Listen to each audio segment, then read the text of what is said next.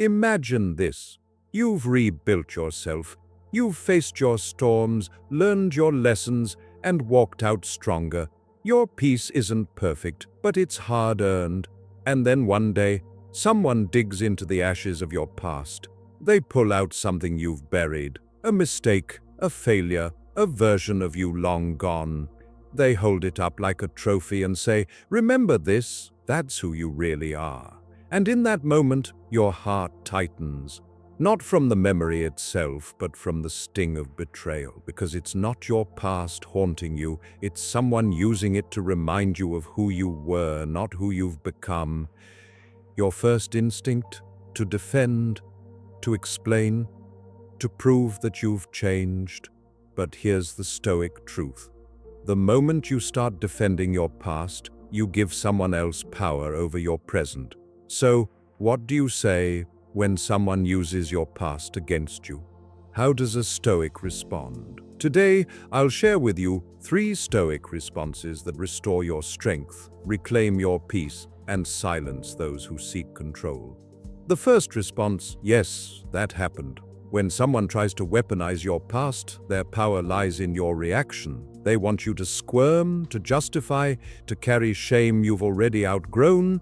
The Stoic doesn't play that game. The Stoic looks calmly at their accuser and says, "Yes, that happened," 3 simple words, but they carry the weight of freedom.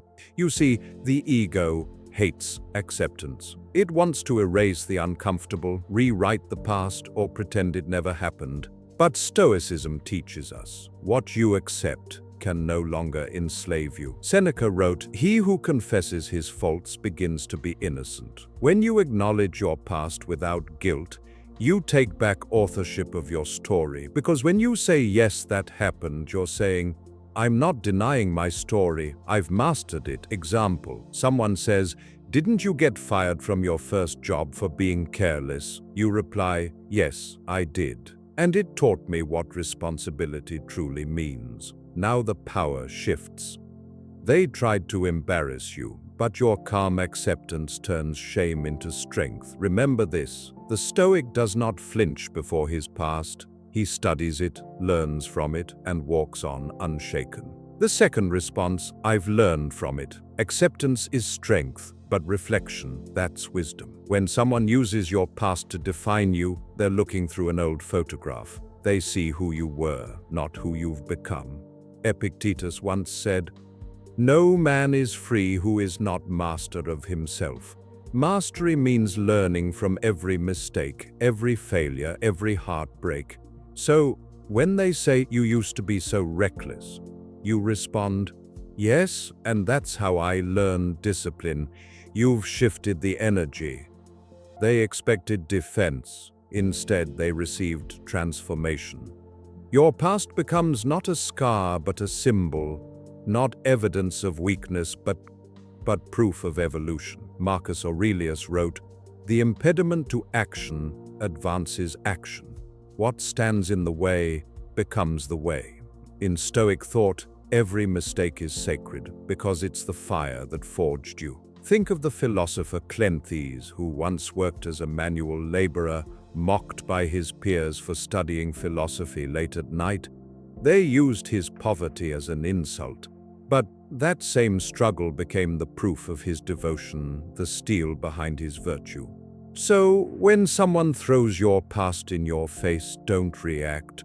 Simply remind them, "I've learned from it." Because nothing silences judgment like growth visible to the eye. The third response: why are you bringing this up now? The most disarming question you can ask. No anger, no sarcasm, just calm curiosity. When you say it with genuine composure, the ground beneath them shifts. You've moved from the defensive to the observer. They wanted to control your emotion, now they must confront their own motive. Ask it gently. Why are you bringing this up now? If their intent was sincere, it makes them pause, perhaps reflect. If it wasn't, the mask falls. Epictetus taught, "What insults you reveals you." Those who try to shame you often do so to distract from their own insecurities. They resurrect your past because they cannot face their present. By calmly asking why, You're not challenging them. You're holding up a mirror. And in that reflection, they often see the discomfort they tried to project onto you. The Stoic doesn't fight battles of ego. He lets truth do the fighting for him. The Stoic power of silence. Sometimes the wisest response isn't a phrase, it's presence. When someone weaponizes your past, silence itself becomes a shield. Marcus Aurelius said, "You always own the option of having no opinion." Silence is not avoidance, it's strength restrained. Because in silence, you deny the aggressor what they crave most, a reaction. Imagine someone mocking who you used to be. You simply look at them, breathe, and say nothing. You don't shrink, you don't explain, you just are. In that stillness, something powerful happens. They realize their words can't move you, their control dissolves in the quiet they cannot stand. The Stoic silence says, "I am no longer chained to who I was, and your noise cannot pull me back." Seneca reminded us, "The one who angers you conquers you." So don't fight back to win. Stay calm to remain free. Transforming shame into strength. Your past is not an anchor, it's a compass. It doesn't hold you down, it guides you to wisdom. Everyone has a version of themselves they'd rather not revisit, but the Stoic reframes this. Those moments are your teachers, not your judges. A person who failed in business now knows how to rebuild. A person who once lied now values truth. A person who once hurt others now leads with empathy. Without those versions of you, you wouldn't be who you are. So instead of running from them, bow to them, honor the lessons they gave you. Marcus Aurelius wrote, "When you arise in the morning, think of what a privilege it is to be alive, to think, to enjoy, to love."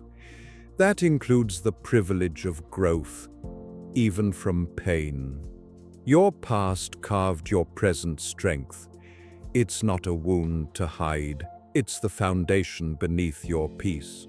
The Stoic mirror, understanding their motives. The person who brings up your past is revealing something deeper about themselves. Their words are projections, reflections of what they cannot confront within.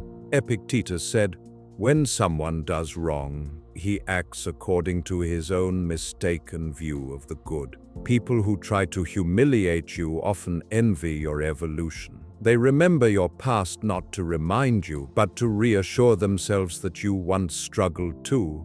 So instead of resentment, feel compassion, not pity, but understanding, because wisdom recognizes this truth. Those who try to hurt others are already in pain, and that is why the Stoic never retaliates. They understand you can't argue someone out of their shadow. You can only shine enough light to make it visible. So when it happens again, when someone tries to drag you back into an old chapter, breathe, look at them, and calmly say one of these, "Yes, that happened. I've learned from it. Why are you bringing this up now?" And if words fail you, say nothing. Let your calm be the statement. Because the truth is, your past no longer defines you. Your response does. You are not what happened to you. You are what you chose to become after it happened.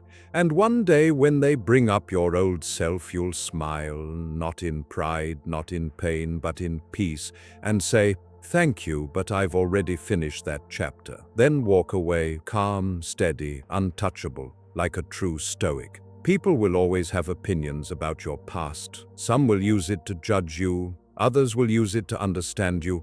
But the Stoic sees both with equanimity, because he no longer seeks approval, only truth. Remember, your peace is the loudest proof of your transformation. If this message spoke to you, share it. Someone out there is still chained to their yesterday, and your calm might set them free. Subscribe to the Stoic Voice, where ancient wisdom meets modern resilience, because peace is the ultimate power.